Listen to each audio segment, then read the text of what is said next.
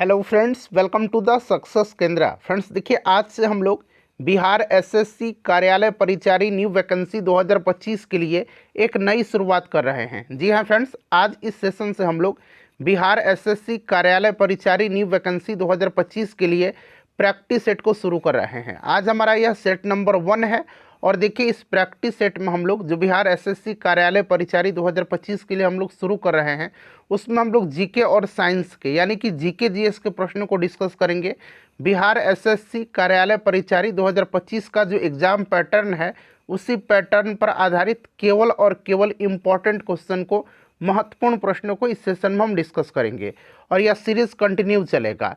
Friends, अगर आप channel पर पहली बार आए हुए हैं तो चैनल को सब्सक्राइब कर लीजिए और जो बगल में बेल आइकन है, घंटी का निशान है, उसको भी ज़रूर दबा लीजिएगा, ताकि जब भी इसी तरह का कोई भी इम्पोर्टेंट वीडियो बिहार एसएससी कार्यालय परिचारी न्यू वैकेंसी 2025 से रिलेटेड अपलोड किए जाए तो उसका नोटिफिकेशन सबसे पहले आपके पास पहुंच जाए। तो चलिए फ्रेंड्स, बिना देरी किए हुए सेशन आज का स्टार्ट करते हैं। एक बार सभी लोग प्लीज़ पहले सेशन को लाइक कर दीजिए और जब इसको कंप्लीट देख लीजिएगा, पूरा देख लीजिएगा, तो कम से कम इसको एक ग्रुप में फ्रेंड्स ज़रूर ही शेयर कर दीजिएगा। तो चलिए अब हम लोग स्टार्ट करते हैं आज का सेशन। तो फ्रेंड्स देखिए, ध्यान दीजिए, जैसे मैंने आपको बताया है कि आज इस सेशन में हम लोग बिहार एसएससी कार्यालय परिचारी न्यू वैकेंसी 2025 के लिए प्रैक्टिस सेट नंबर 1 को हम लोग डिस्कस करेंगे। चलिए आज के सेशन का पहला प्रश्न पढ़ेंगे कि मैरी क्यूरी ने अपने 2 अलग अलग नोबेल पुरस्कार किन श्रेणियों में जीते। देखिए फ्रेंड्स, अगर आप आंसर पहले से जानते हैं तो आंसर कमेंट करते चलिए, इससे आपका रिवीजन भी होते चलेगा और जो भी मैं आपको एक्सप्लेन करके एक्स्ट्रा फैक्ट्स बताऊंगा उससे भी आप ध्यानपूर्वक जरूर सुनिएगा। इस तरह से एक प्रश्न के साथ साथ आपके 2 से 3 प्रश्न जो हैं कवर होते चलेंगे।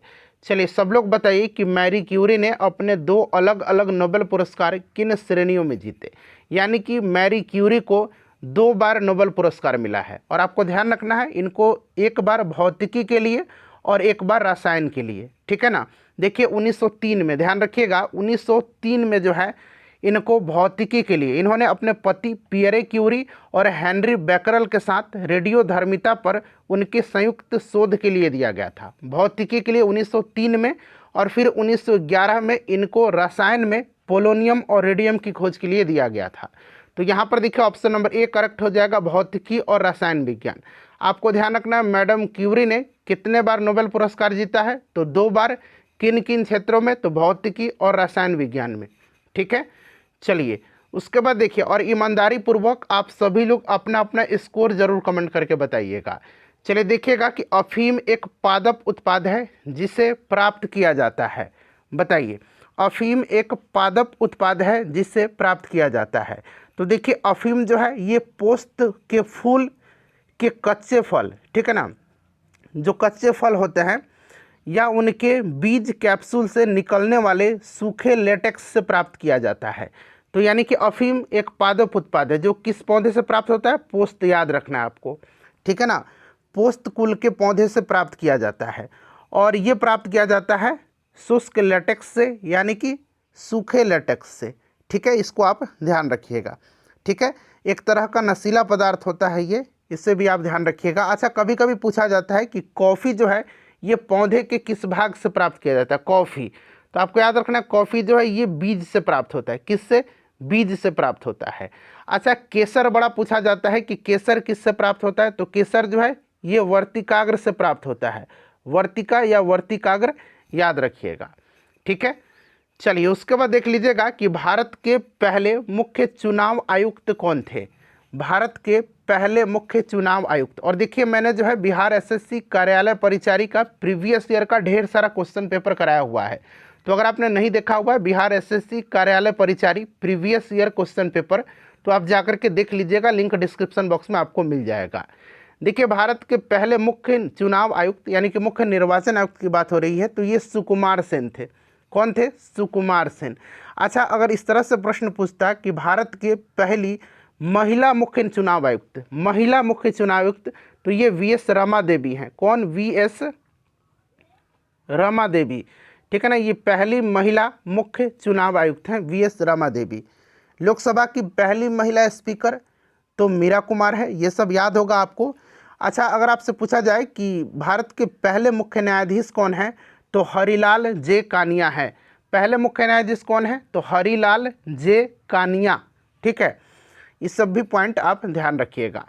चलिए देखिएगा कि निम्नलिखित में से कौन भार का मात्रक नहीं है। भार का, किसका, भार का मात्रक नहीं है। सोच समझ करके आंसर दीजिए। सब लोग आंसर कमेंट करते चलिए, इससे आपका रिवीजन होते चलेगा। ठीक है ना। तो देखिए इसमें से भार का मात्रक हो जाएगा आपका पाउंड है, किलोग्राम है, ग्राम है। बट डाइन जो है ये भार का मात्रक नहीं है। डाइन जो है ये सीजीएस प्रणाली में जो है, सीजीएस प्रणाली में जो है ये डाइन, ये बल का मात्रक है। किसका मात्रक है, सीजीएस प्रणाली में बल का। अच्छा, एसआई यूनिट बल का क्या होता है, न्यूटन होता है। एसआई यूनिट में न्यूटन होता है और सीजीएस में बल का डाइन होता है। ठीक है ना। अच्छा, ध्यान रखना, एक डाइन बराबर 10⁵ न्यूटन, इसे भी आप जरूर ध्यान रखिएगा। चलिए उसके बाद देखिए, महात्मा गांधी जी ने दांडी यात्रा का प्रारंभ कहाँ से किया था। दांडी यात्रा का प्रारंभ गांधी जी ने कहाँ से किया था। दांडी मार्च इन्होंने शुरू कब किया था, डेट सहित आपको याद रखना, 12 मार्च 1930 को। 12 मार्च 1930 को इन्होंने जो है साबरमती आश्रम से शुरू किया था। कहाँ से, साबरमती आश्रम से। ऑप्शन डी करेक्ट हो जाएगा। और फिर ये 6 अप्रैल को, 6 अप्रैल 1930 को दांडी पहुँचते हैं। 6 अप्रैल 1930 को इन्होंने 12 मार्च 1930 को साबरमती आश्रम से अपने 78 अनुयायियों के साथ ये दांडी यात्रा शुरू किया था, दांडी मार्च। ठीक है ना। 6 अप्रैल 1930 को ये दांडी पहुंचते हैं, जहां पर सांकेतिक रूप से इन्होंने नमक बना करके नमक कानून को तोड़ा था, मतलब, और सविनय अवज्ञा आंदोलन की शुरुआत हुई थी। ठीक है। चलिए, भोपाल गैस त्रासदी 1984 संबंधित है। अच्छा, याद रखना आपको, भोपाल गैस त्रासदी की घटना कब हुई थी, तो 1984। ठीक है ना, 3 दिसंबर 1984 की घटना है, इसे आप जरूर याद रखिएगा। ठीक है फ्रेंड्स। चलिए, और ये संबंधित है मिथाइल आइसोसाइनाइड से। ठीक है ना, ये एक जो है खतरनाक ये केमिकल था जिसके रिसाव से ये घटना हुई थी। ठीक है, भोपाल गैस त्रासदी 1984, मिथाइल आइसोसाइनाइड, इसे भी आप साथ साथ ध्यान रखिएगा। चलिए देखिए, मिस यूनिवर्स और एक होता है मिस वर्ल्ड। ठीक है ना, एक मिस वर्ल्ड होता है, मिस वर्ल्ड। तो यहाँ पर पूछा गया मिस यूनिवर्स का खिताब जीतने वाली पहली भारतीय महिला कौन थी, बताइए। तो देखिए, मिस यूनिवर्स का खिताब जीतने वाली पहली भारतीय महिला ये सुष्मिता सेन है। कौन है, सुष्मिता सेन है, जिन्होंने 1994 में ये खिताब जीता था। अच्छा, अभी मैंने आपको बताया था कि मिस वर्ल्ड, तो मिस वर्ल्ड का खिताब जीतने वाली पहली भारतीय महिला रीता फारिया थी, जिन्होंने 1966 में ये खिताब जीता था। तो मिस यूनिवर्स पूछेगा तो सुष्मिता सेन, और मिस वर्ल्ड पूछेगा तो रीता फारिया। ठीक है, दोनों आप ध्यान रखिएगा। चलिए, रक्त वर्ग की खोज किसके द्वारा किया गया था, रक्त वर्ग यानी कि रक्त समूह, ब्लड ग्रुप की खोज, बताइए। ब्लड ग्रुप की खोज किसने किया था, तो ब्लड ग्रुप की खोज किया था कार्ल लैंड स्टीनर ने। किसने, कार्ल लैंड स्टीनर ने इन्होंने रक्त समूह का खोज किया था, रक्त वर्ग का खोज किया था। अच्छा, आपको पता है कि रक्त समूह AB को क्या बोला जाता है, यूनिवर्सल रेसिपिटर बोला जाता है। ब्लड ग्रुप O को यूनिवर्सल डोनर बोला जाता है। ये सब आगे भी प्रश्न आपको मिलेगा, वहाँ पर हम इसके बारे में डिटेल से चर्चा करेंगे। तो रक्त वर्ग की खोज लैंड स्टीनर ने किया था। विलियम हार्वे ने रक्त परिसंचरण तंत्र की खोज किया था। अच्छा, अलेक्जेंडर फ्लेमिंग जो है एंटीबायोटिक का खोज किया था, पेनिसिलिन की खोज इन्होंने ही किया है, तो इसे भी आप साथ साथ ध्यान रखिएगा। देखिए, कपड़ों पर जंग के धब्बों को किसके द्वारा हटाया जा सकता है, बड़ा इंपॉर्टेंट क्वेश्चन है, कई बार रिपीट होता है एग्जाम में ये लगातार। बताइए, कपड़ों पर जंग के धब्बों को हटाने के लिए किसका उपयोग होता है, तो फ्रेंड्स ये ऑक्जेलिक एसिड का, किसका, ऑक्जेलिक अम्ल का। ठीक है, ऑक्जेलिक अम्ल का फॉर्मूला भी आपसे पूछा जा सकता है, तो C2H2O4 ये इसका आणविक फार्मूला है, आणविक सूत्र है। ठीक है ना, ऑक्जेलिक एसिड का, ध्यान रखिएगा। चलिए, उसके बाद देखिएगा अगला प्रश्न है कि कंचनजंगा राष्ट्रीय पार्क कहाँ पर स्थित है, किस राज्य में, कंचनजंगा। अच्छा, काजीरंगा अलग है, काजीरंगा कंचनजंगा मिक्स मत करिएगा। काजीरंगा असम में है, काजीरंगा, मानस, ओरांग ये सब नेशनल पार्क असम में है, और कंचनजंगा जो है ये सिक्किम में है। ठीक है। अच्छा, एक टाइगर रिजर्व है बुक्सा टाइगर रिजर्व, याद रखिएगा, बुक्सा टाइगर रिजर्व कहाँ पर है? ये पश्चिम बंगाल में है, बुक्सा टाइगर रिजर्व, बार बार पूछा जाता है।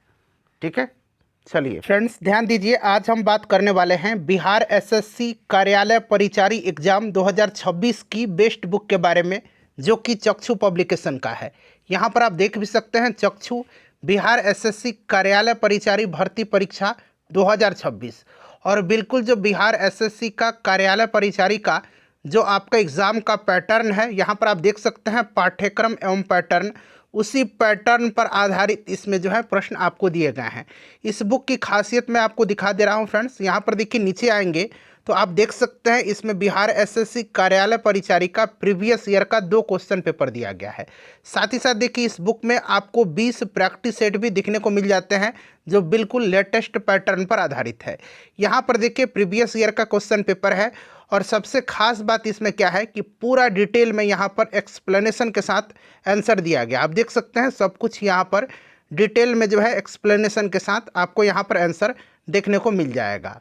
तो फ्रेंड्स देखिए इस बुक को आप परचेज कर लीजिए, और इस बुक के माध्यम से आप अपनी तैयारी को और भी मजबूत कर सकते हैं। देखिए नेक्स्ट क्वेश्चन है कि भारत में तेल की पहली परिष्करणशाला स्थापित किया गया था। बताइए, भारत में तेल की पहली परिष्करणशाला स्थापित किया गया था कहाँ पर?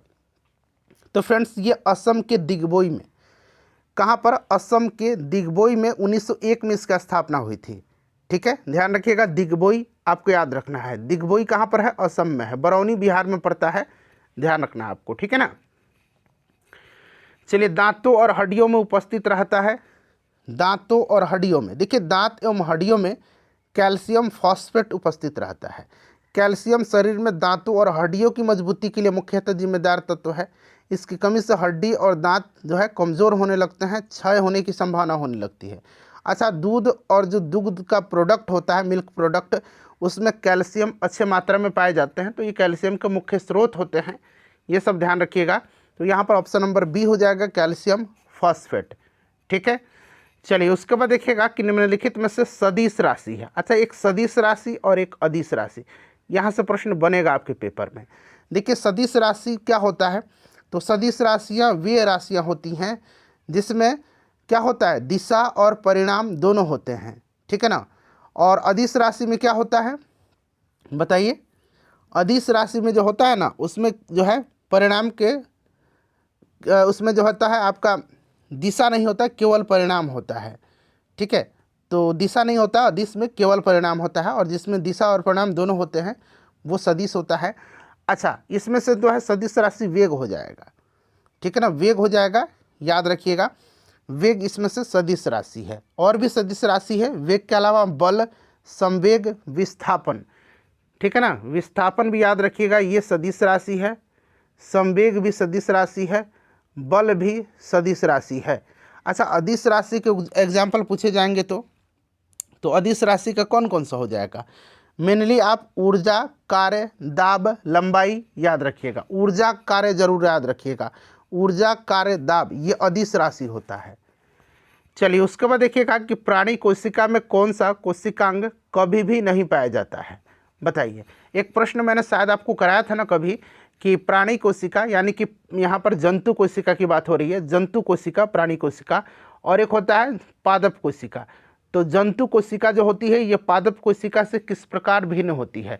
तो उसी दरमियान मैंने बताया था कि ये जो पादप कोशिका होती है उसमें कोशिका भित्ति पाया जाता है, जंतु कोशिका में कोशिका भित्ति नहीं पाया जाता है। ठीक है ना। अच्छा, जंतु कोशिका में हरित लवक भी नहीं पाया जाता, हरित लवक भी नहीं पाया जाता, हरित लवक। ठीक है, और कोशिका भित्ति, जिसको कि सेल भित्ति कहा जाता है, कोशिका भित्ति, ये केवल और केवल पादप कोशिका में पाए जाते हैं, जंतु कोशिकाओं में इनका अभाव होता है। समझ गए बात? तो वहीं पूछा है प्राणी कोशिका, यानी कि जंतु कोशिका में कौन सा कोशिकांग कभी नहीं पाया जाता है? सिंपल सा बात है, सेल भित्ति। सेल अंग्रेजी वर्ड है, यानी कि कोशिका भित्ति। ठीक है, चलिए उसके बाद देखिएगा कि 8 मार्च को मनाया जाता है। 8 मार्च को कौन सा दिवस मनाया जाता है? बताइए, 8 मार्च को कौन सा दिवस मनाया जाता है? तो देखिए 8 मार्च को जो है महिला दिवस मनाया जाता है, विश्व महिला दिवस या अंतर्राष्ट्रीय महिला दिवस के रूप में मनाया जाता है। विश्व पर्यावरण दिवस कब मनाया जाता है? तो विश्व पर्यावरण दिवस 5 जून के दिन मनाया जाता है। पर्यावरण दिवस कब मनाया जाता है? 7 अप्रैल के दिन। 7 अप्रैल के दिन है, 7 अप्रैल के दिन स्वास्थ्य दिवस मनाया जाता है, ठीक है ना। स्वास्थ्य पर्यावरण दिवस 5 जून के दिन, स्वास्थ्य दिवस 7 अप्रैल के दिन, ठीक है। चलिए 7 अप्रैल के दिन स्वास्थ्य दिवस मनाया जाता है। चलिए उसके बाद देख लीजिएगा कि पानीपत की तीसरी लड़ाई हुई थी। अच्छा, पानीपत की पहली लड़ाई याद रखना है आपको, दूसरी लड़ाई याद रखना है आपको, फिर तीसरी लड़ाई भी आपको याद रखने होंगे। देखिए पानीपत का पहला युद्ध 1526 में हुआ था बाबर और इब्राहिम लोदी के मध्य। इसमें बाबर जीत जाता है, इब्राहिम लोदी की हार होती है। बाबर जीत करके भारत में जो है मुगल सत्ता स्थापित करता है। फिर दूसरा युद्ध होता है पानीपत का 1556 में, ठीक है ना। 1556 में दूसरा युद्ध होता है, किसके बीच में? तो अकबर और हेमू के बीच में। इसमें भी अकबर जीत जाता है, हेमू की हार हो जाती है। तीसरा होता है 1761 में। 1761 में अहमद शाह अब्दाली और मराठों के मध्य होता है, अहमद शाह अब्दाली और मराठों के मध्य में 1761 में, जो कि पूछा गया कि तीसरी लड़ाई पानीपत की। और इसमें अहमद शाह अब्दाली जीतता है, मराठों की हार हो जाती है, ठीक है। तो ये सब याद रखिएगा। पलासी का युद्ध कब हुआ था? तो 1757 में पलासी का युद्ध हुआ था, ठीक है ना। और आप लोग मुझे बताइए कि बक्सर का युद्ध कब लड़ा गया था? आप लोगों को ये प्रश्न मैं होमवर्क के रूप में दे रहा हूँ, बक्सर का युद्ध कब हुआ था, ठीक है। चलिए पंचायती राज लागू किया गया, पंचायती राज बताइए, पंचायती राज लागू किया गया। तो देखिए पंचायती राज को लागू किया गया था कब? तो आपको ध्यान रखना है फ्रेंड्स, ये लागू किया गया था आपका 2 अक्टूबर 1959 को। राजस्थान के नागौर में जो है इसकी शुरुआत हुआ था, ठीक है। तत्कालीन प्रधानमंत्री पंडित जवाहरलाल नेहरू ने किया था। अच्छा, यहाँ पर पूछा गया है लागू हुआ था, शुरू हुआ था 1959 में, ठीक है, ध्यान रखना आपको। अच्छा, पंचायती राज को संवैधानिक दर्जा किस संविधान संशोधन के माध्यम से प्राप्त हुआ? तो पंचायती राज को संवैधानिक दर्जा 73वां संविधान संशोधन 1992 के माध्यम से दिया गया। और ये 73वां संविधान संशोधन ये लागू हो गया था, मतलब पंचायती राज को संवैधानिक दर्जा जो दिया गया था, ये आपको ध्यान रखना है फ्रेंड्स, 24 अप्रैल 1993 को लागू हुआ था, 24 अप्रैल 1993 को। इसीलिए 24 अप्रैल के दिन पंचायती राज दिवस मनाया जाता है, इस चीज़ को ध्यान रखिएगा, ठीक है। और इसके माध्यम से ये संविधान संशोधन हुआ था, इसके माध्यम से संविधान में जो है 11वीं अनुसूची में जो है पंचायती राज को जोड़ा गया, जिसमें पंचायतों के कार्यों के लिए 29 विषय दिए गए हैं। ध्यान रखना आपको, कितने विषय? 29 विषय। क्लियर? आगे बढ़ते हैं अब। चलिए उसके बाद देखिएगा, नेक्स्ट क्वेश्चन है कि रक्त का कौन सा घटक शरीर के अंगों को ऑक्सीजन पहुंचाता है? बताइए। अब इसमें से तो आप बहुत आसानी से बता दीजिएगा, ऑक्सीजन का परिवहन आरबीसी करता है। बट ये वाला वर्ड जो दिया गया ना, थोड़ा सा यहाँ पर ध्यान दीजिएगा, मैं आपको समझाना चाहता हूँ। ये थ्रोम्बोसाइट जो दिया गया है ये प्लेटलेट है। क्या है? प्लेटलेट्स है, प्लेटलेट्स जिसको हम लोग बोलते हैं ना, ये इसको हम लोग, इसका एक अन्य नाम है थ्रोम्बोसाइट। उसी प्रकार से आरबीसी का भी एक अन्य नाम है एरिथ्रोसाइट्स। क्या नाम है इसका? एरिथ्रोसाइट्स, एरिथ्रोसाइट्स, ठीक है, एरिथ्रोसाइट्स। इसी प्रकार से डब्ल्यूबीसी का भी एक अलग नाम है, ल्यूकोसाइट्स, ल्यूकोसाइट्स, ल्यूकोसाइट्स, ठीक है, ध्यान रखिएगा, याद रखना आपको। आरबीसी का यानी कि जो लाल रक्त कोशिका है इसका नाम एरिथ्रोसाइट्स है, डब्ल्यूबीसी का नाम क्या है? ल्यूकोसाइट है, और प्लेटलेट का नाम क्या है? थ्रोम्बोसाइट है। अब थोड़ा सा मुझे बताइए कि अगर प्रश्न में इस प्रकार से रहता कि रक्त का कौन सा घटक शरीर के अंगों को ऑक्सीजन पहुंचाता है, और यहाँ पर डब्ल्यूबीसी नहीं रहता, ल्यूकोसाइट दे देता, यहाँ पर आरबीसी नहीं रहता, एरिथ्रोसाइट दे देता, तब क्या आप लगा पाते? निश्चित रूप से कुछ लोग हैं जो लगा देते, बट मैक्सिमम लोग नहीं लगा पाते, मैं गारंटी के साथ कहता हूँ। इसीलिए ये सब भी नाम याद रखिएगा, एरिथ्रोसाइट्स, आरबीसी, ल्यूकोसाइट्स, डब्ल्यूबीसी यानी कि श्वेत रक्त कणिका, प्लेटलेट्स, थ्रोम्बोसाइट, यही मुझे बताना था, इसलिए मैंने इस प्रश्न को रखा है। चलिए वर्णांधता, जिसको कि कलर ब्लाइंडनेस कहा जाता है, उसका दूसरा नाम क्या है? तो देखिए कलर ब्लाइंडनेस की अगर हम बात करते हैं तो आपको ध्यान में होगा कि वर्णांधता की खोज जो है जॉन डाल्टन ने किया था, इसीलिए इसको जो है डाल्टनिज्म भी कहा जाता है, डाल्टनिज्म, ठीक है ना, इसीलिए इसको डाल्टनिज्म भी कहा जाता है, डाल्टनिज्म भी इसको कहा जाता है, डाल्टन इफेक्ट भी इसको कहा जाता है, डाल्टन प्रभाव। यह आँख से संबंधित बीमारी होती है, ठीक है, और मुख्यतः ये पुरुषों में ज़्यादा पाई जाती है। चलिए उसके बाद नेक्स्ट क्वेश्चन कर लेंगे कि कौन सा उपकरण विद्युत ऊर्जा को, ध्यान से, विद्युत ऊर्जा को यांत्रिक ऊर्जा में बदलता है। अच्छा, यांत्रिक को विद्युत में, ये भी पूछता है, तो यांत्रिक से विद्युत में कौन बदलता है? डायनेमो बदलता है। बट यहाँ पर पूछा गया है कि विद्युत से यांत्रिक, तो निश्चित रूप से ये मोटर हो जाएगा, विद्युत मोटर, ठीक है ना, विद्युत मोटर यहाँ पर करेक्ट आंसर हो जाएगा। क्लियर। चलिए उसके बाद देखिएगा कि खाने का सोडा है, खाने का सोडा, खाने का सोडा क्या है? तो सोडियम बाइकार्बोनेट है। क्या है? Sodium bicarbonate. इस चीज़ को ध्यान रखिएगा, सोडियम बाइकार्बोनेट। फार्मूला क्या है? NaHCO3, ये फार्मूला याद रखना आपको, ठीक है, सोडियम बाइकार्बोनेट। सोडियम कार्बोनेट क्या है? ये आपका धोवन सोडा, वॉशिंग सोडा है, ठीक है। सोडियम क्लोराइड क्या है? नमक है, ठीक है। चलिए उसके बाद, और कास्टिक सोडा सोडियम हाइड्रोक्साइड है, कास्टिक सोडा सोडियम हाइड्रोक्साइड। यहाँ खाने का सोडा ना देकर कास्टिक सोडा पूछता तब सोडियम हाइड्रोक्साइड, धोवन सोडा पूछता तो सोडियम कार्बोनेट, नमक का पूछता टेबल साल्ट, खाने वाला नमक, सोडियम क्लोराइड। चलिए उसके बाद देखिए प्लास्टर ऑफ पेरिस का फॉर्मूला पूछ लिया गया है। देखिए फॉर्मूला भी पूछा जाता है, तो प्लास्टर ऑफ पेरिस का जो फॉर्मूला होता है ना, इसका नाम क्या है? तो इसका नाम है CaSO4 इंटू हाफ H2O। इस चीज़ को आप ध्यान रखिएगा, ठीक है। अब देखिए ये दरअसल जो होता है ना CaSO4 इंटू हाफ H2O, इसको आपको ध्यान रखना है फ्रेंड्स, ये आपका, इसका एक और नाम होता है कैल्शियम सल्फेट हेमीहाइड्रेट, ठीक है ना। अच्छा, एक होता है आपका जिप्सम, जिसके जिप्सम से ही प्लास्टर ऑफ पेरिस बनाया जाता है। जिप्सम को 120 डिग्री तक गर्म करने पर ये प्लास्टर ऑफ पेरिस बनता है। तो जिप्सम का फॉर्मूला होता है CaSO4 इंटू 2H2O। इसको कहा जाता है कैल्शियम सल्फेट डाईहाइड्रेट। ये आधा इसीलिए इसको हेमीहाइड्रेट, और यहाँ पर दो है तो आप देख सकते हैं इसको डाईहाइड्रेट कहा जाता है। चलिए उसके बाद देख लीजिएगा कि विख्यात सोमनाथ मंदिर किसने नष्ट किया था? विख्यात सोमनाथ मंदिर को नष्ट किसने किया था? तो ये तुर्क आक्रमणकारी था जो 1025 में आक्रमण करके इसको विनष्ट किया था। इसका नाम है मोहम्मद गजनवी, ठीक है ना। तो यहाँ पर देखिएगा कौन सा यहाँ पर हो जाएगा, मोहम्मद, यहाँ पर सुल्तान महमूद दिया गया है, मोहम्मद गजनवी याद रखिएगा, ठीक है ना। चलिए कुतुबुद्दीन ऐबक के बारे में तो आपको पता ही है, गुलाम वंश का संस्थापक था। दिल्ली चलो का नारा किसने दिया था? बताइए, दिल्ली चलो का नारा, दिल्ली चलो का नारा, तुम मुझे खून दो मैं तुम्हें आज़ादी दूंगा, ये नारा, और जय हिंद, ये तीन नारा याद रखना है, सुभाष चंद्र बोस जी का है, SC बोस, सुभाष चंद्र बोस, ठीक है। महात्मा गांधी का करो या मरो, आपको याद है, डू और डाई, भारत छोड़ो आंदोलन के दौरान 1942 में इन्होंने दिया था। चलिए उसके बाद देखिएगा कि कौन सी विश्व निकाय 1920 ईस्वी में स्थापित हुई और 1946 में भंग हो गई। कौन सी विश्व निकाय है? तो देखिए इसका नाम है league of Nations. League of Nations दरअसल प्रथम विश्व युद्ध के बाद इसकी स्थापना हुई थी, ठीक है ना। अंतर्राष्ट्रीय शांति के उद्देश्य से 10 जनवरी 1920 को स्थापना हुई थी इसकी, 10 जनवरी 1920 को। और फिर जब संयुक्त राष्ट्र संघ का गठन हुआ था उसके बाद औपचारिक रूप से इसको भंग कर दिया गया, ठीक है। चलिए उसके बाद देखिएगा कि कनिष्क राजा थे, कनिष्क किस वंश के शासक थे?